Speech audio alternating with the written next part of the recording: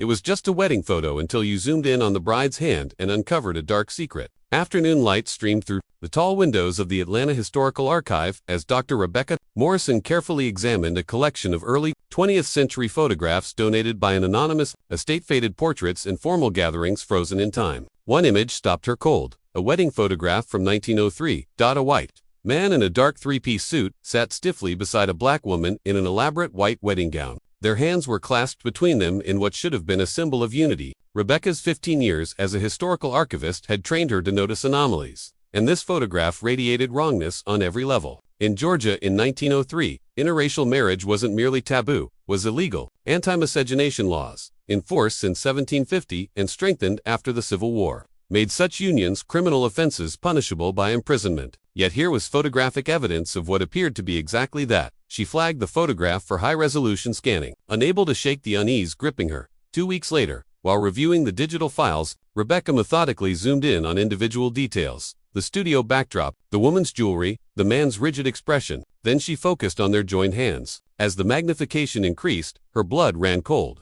The bride's fingers were not simply resting. They were deliberately positioned in a distress signal, her thumb and index finger, forming a subtle but unmistakable plea for help. Rebecca's hands trembled as she zoomed in further. The woman's fingers were arranged with clear intent, concealed within what appeared to be a matrimonial pose but was, in reality, a cry for rescue. This was not just evidence of an illegal marriage. It pointed to something far more sinister. A silent scream had been frozen in time for 120 years, waiting for someone to finally see it and understand. Rebecca immediately contacted Dr. Marcus Williams, a specialist in African American history and Jim Crow documentation. When he arrived at her office that evening, she showed him the photograph without explanation. Marcus studied it in silence, his expression growing increasingly troubled. "This shouldn't exist," he finally said. "Georgia's anti-miscegenation laws in 1903 made this impossible." Rebecca asked, though she already feared the answer. Marcus leaned back, his face grim. "Unless this wasn't a legal marriage at all, unless this photograph documents something else entirely, coercion, captivity, or worse. Look at her face. That's not a bride's expression. That's terror, barely contained." They spent hours scrutinizing every detail. The studio stamp read, Morrison and Wright Portrait Studio, Atlanta, Georgia, August 1903. A faint notation on the back read only, Mr. Charles Whitfield and servant, not wife, not bride, servant. The word hung between them like a curse. He didn't even try to hide what she was to him. Marcus said quietly, "This photograph was never meant to document a marriage. It was meant to document ownership." Rebecca felt sick. But why the wedding dress? Why stage it this way? Marcus pulled up historical records on his laptop. Control, humiliation. During this period, some white men exercised their power over black women in unspeakable ways. They could not legally marry them, but they could still force them into arrangements that mimicked marriage, a grotesque parody that satisfied their desires while preserving their social standing. The woman had no rights, no protection, no escape. That night, Rebecca couldn't sleep. She kept seeing the woman's face, her carefully positioned fingers, the silent scream echoing across more than a century. Who was she? What had happened to her? And most haunting of all, had anyone noticed her signal at the time, or had it remained invisible until now, far too late to save her? The next morning, Rebecca and Marcus began their investigation at the Georgia State Archives. Their first task was identifying both people in the photograph. The name Charles Whitfield was their starting point. When the archivist, an elderly black woman named Mrs. Dorothy Hayes, who had worked there for 35 years, heard the name, she visibly tensed. "Charles Whitfield," she repeated slowly. "That name still carries weight in certain circles and not the kind anyone should be proud of." She disappeared into the records room and returned with several boxes. The Whitfield family had been prominent in Atlanta from the 1870s through the 1920s, amassing their fortune in cotton and textiles after the war. Charles Whitfield inherited the family business in 1898. The 1900 census listed him, age 28, living in a large house on Peachtree Street, wealthy, with numerous servants recorded in his household. Rebecca's stomach tightened as she read the names. All black women and girls, ranging in age from 14 to 30. One entry caught her eye. Louisa, age 16, domestic servant, literate. Marcus uncovered property records showing that Whitfield owned several properties across Atlanta, including a textile factory where he employed dozens of workers, mostly black women and children, who labored in brutal conditions for minimal pay. Newspaper articles from the era praised him as a progressive employer and a pillar of the community. The contrast between his public reputation and what they were uncovering was sickening. They searched for more information about the woman in the photograph, because she was identified only as a servant rather than by name in the photo's notation. Tracing her identity would be difficult. But Mrs. Hayes had a suggestion. If the photograph had been taken in August 1903, they should check city records for missing persons reports or unusual incidents from that period. Sometimes families attempted to report when their daughters disappeared. Even though the police rarely took action, after 2 days of combing through fragmentary records, Marcus found a police report dated September 1903. It was brief and dismissive, but it offered the first real lead. Report filed by Henry and Martha Johnson regarding their daughter, Louisa Johnson, age 19, employed in the household of Charles Whitfield. Family claims she has not been seen in over a month despite living just 2 miles away. Mr. Whitfield states Miss Johnson is fulfilling her contracted duties and is in good health. No evidence of wrongdoing. Case closed. Rebecca cross-referenced the name with the 1900 census. There she was, Louisa Johnson, age 16 in 1900, living with her parents and 3 younger siblings in a modest home near Auburn Avenue. Her father, Henry, worked as a carpenter. Her mother, Martha, as a launderer. The family was literate and owned their small home. They were part of Atlanta's striving black middle class, trying to build a life despite the crushing weight of Jim Crow. Marcus uncovered additional records. In 1902, Henry Johnson had been injured in an accident at a construction site and could no longer work. The family fell into debt. A notation in a local church's charity records showed they had sought assistance in early 1903. This is how it happened. Marcus said, his voice heavy with anger and sorrow. Whitfield saw an opportunity, a family in desperate circumstances, a young woman with no options. He offered her employment, likely promising good wages, and then they found a letter in the church records, written by Martha Johnson to the pastor in July 1903. We have not seen our Louisa in 3 weeks. Mr. Whitfield says she is well and working hard, but he will not let us visit her. He says it would disrupt the household routine. Reverend, my heart tells me something is wrong. My daughter writes to us every week without fail, but we have received no letters. When I went to his house, the servants would not look at me. Please, can you help us? The pastor's response was recorded in his journal. Spoke with Mr. Whitfield regarding the Johnson girl. He assured me she is healthy and content, simply busy with her duties. He expressed annoyance at the family's concerns and suggested they are being ungrateful for his generosity in employing her. I am inclined to believe him. The Johnsons must trust in God's providence and not make trouble for a prominent gentleman who has shown them Christian charity. Rebecca then tracked down the Morrison and Wright portrait studio records through the Georgia Historical Society. The studio had operated from 1895 to 1910, and remarkably, some materials had been preserved by the photographer's descendants. She contacted James Morrison, the great-grandson of William Morrison, the studio's founder. James invited them to his home in Decatur, where he maintained an extensive archive of his great-grandfather's work. William Morrison photographed Atlanta society for 15 years, James explained as he led them into his study. He kept detailed journals about his clients and his work. He was also, quietly, an abolitionist's son who struggled with photographing the uglier aspects of Southern society. He pulled out a leather journal dated August 1903. I've read through all of these. Over the years, he said, some entries stayed with me. This is one of them. He opened to a page marked by a faded ribbon and began to read. August 17, 1903. Today, I performed perhaps the most disturbing task of my career. Charles Whitfield commissioned a wedding portrait, but there was no wedding. The young Negro woman he brought to the studio was clearly not there of her own will. She wore an expensive gown that did not fit properly, and her eyes held such profound fear that I nearly refused the commission. The entry continued. Whitfield insisted on posing them as a married couple, their hands joined. The woman, he never used her name, only called her girl, began to tremble when he grabbed her hand. I noticed bruising on her wrists as I positioned them for the photograph. When I looked into her eyes to ensure she faced the camera properly, I saw desperation there. She was trying to tell me something, but with Whitfield watching her every movement, she could not speak. James turned the page, his voice tightening. As I prepared the exposure, I noticed her fingers moving slightly, repositioning themselves into what appeared to be a deliberate pattern, a signal. Perhaps, I said nothing, but I made sure to capture it clearly. I took 3 exposures. Whitfield wanted to ensure he got a perfect image. After they left, I felt physically ill. I knew what I had photographed was not a wedding. It was evidence of something criminal. But what could I do? Report it to the police. They would laugh at me for suggesting a white man of Whitfield's standing had done anything wrong. Marcus broadened the investigation, digging into Whitfield's history more comprehensively. What they uncovered was a pattern of exploitation that stretched across years. Through court records, property documents, and newspaper archives, a deeply disturbing picture emerged. Between 1899 and 1905, at least 6 families had filed complaints about daughters who went to work for Whitfield and then vanished from contact with their families. Each case followed the same trajectory: a black family facing economic hardship, a young woman, usually between 16 and 20, hired as domestic help, initial letters home that abruptly stopped, Family members turned away when they tried to visit. Police reports filed and immediately dismissed. In 2 cases, the young women eventually resurfaced months later, refusing to speak about what had happened to them, their spirits visibly broken. Rebecca discovered testimony from a woman named Sarah, who had worked for Whitfield in had given a statement to a black community organization, documenting abuses by white employers that existed outside official channels because official channels refused to hear such complaints. Mr. Whitfield kept 3 of us in the house, Sarah stated. We were never allowed to leave. He told us if we tried, he would have our families arrested for theft or our fathers lynched. He did whatever he wanted to us. We were his property in everything but name. The testimony continued.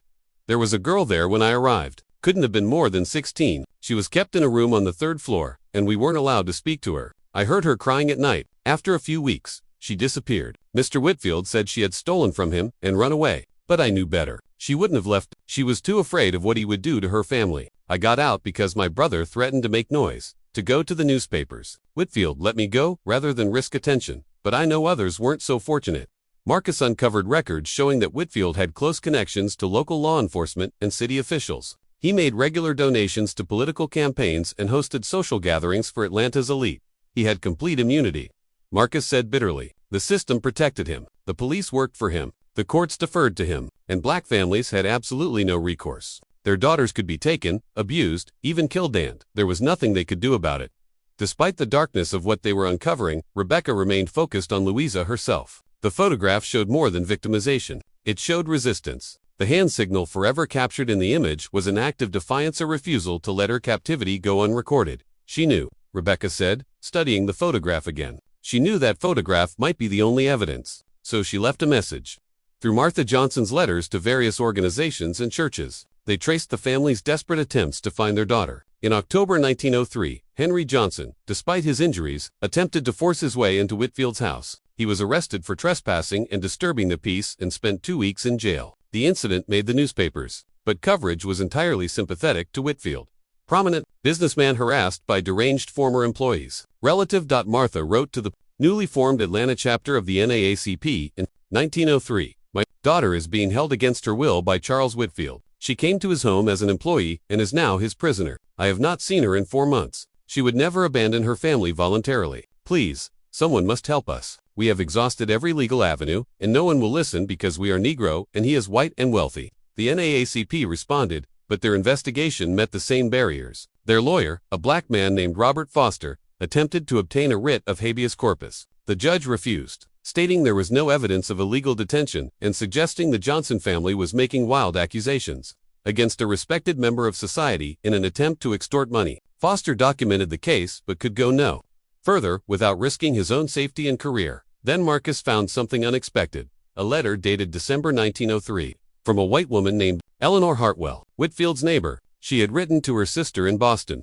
There is something deeply troubling happening next door. Charles Whitfield has a young Negro woman in his house whom he claims is a servant. This situation appears far more sinister. I have seen her only once, looking out from an upper window. Her face was bruised. I attempted to speak with her when Charles was away, but the other servants refused to let me in, clearly frightened. I am considering reporting this to someone, but I fear no one will believe me or care.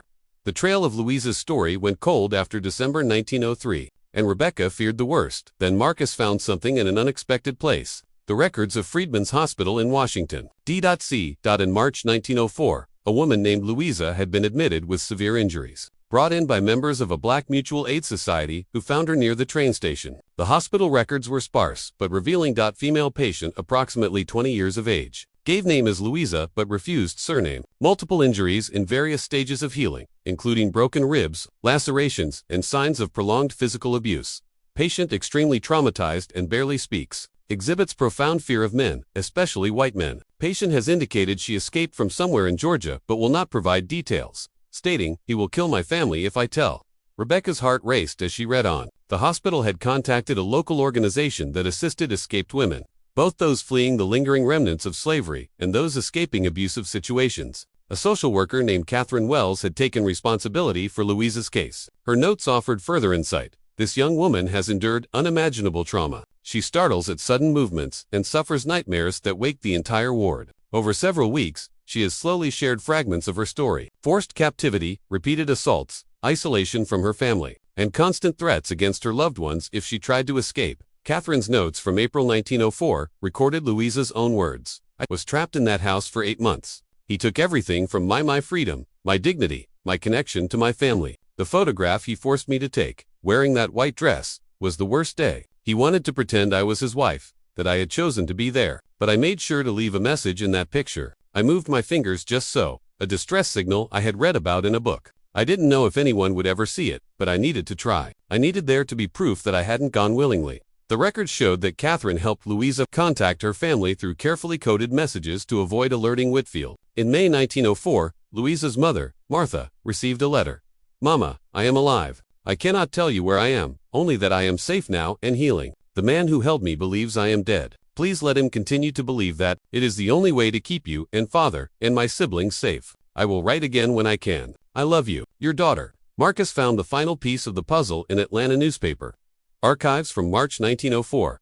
A small article reported, fire at Whitfield residence claims life. Authorities stated that a tragic fire had occurred at the home of prominent businessman Charles Whitfield. One servant perished in the blaze. Mr. Whitfield claimed the young Negro woman, whose name was not recorded, had been careless with a cooking fire. The body was too badly burned for identification. The incident was deemed a tragic accident, but a black newspaper, the Atlanta Independent, told a different story in a carefully worded article.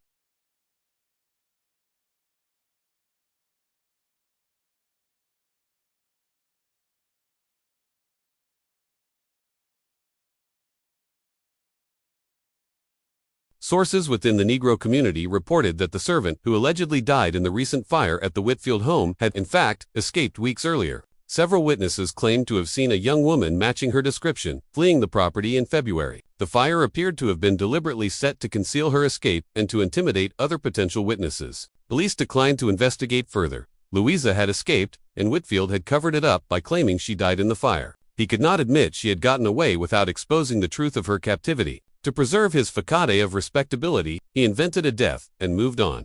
For the Johnson family, this meant they could never publicly acknowledge that their daughter was alive without placing her in danger. Rebecca and Marcus discovered letters between Martha Johnson and Catherine Wells that spanned years. Catherine had helped Louisa build a new life in Washington, D.C., under an assumed name. She found work as a seamstress and later trained as a nurse. In 1908, she married a kind man named Edward, a postal worker. They had 4 children. Louisa never returned to Atlanta. Her parents had to live as though their daughter were dead to protect her. Marcus discovered that Louisa preserved her story in her own way. In 1925, she gave testimony to a commission investigating racial violence and exploitation in the South. She did not use her real name, but she told the truth.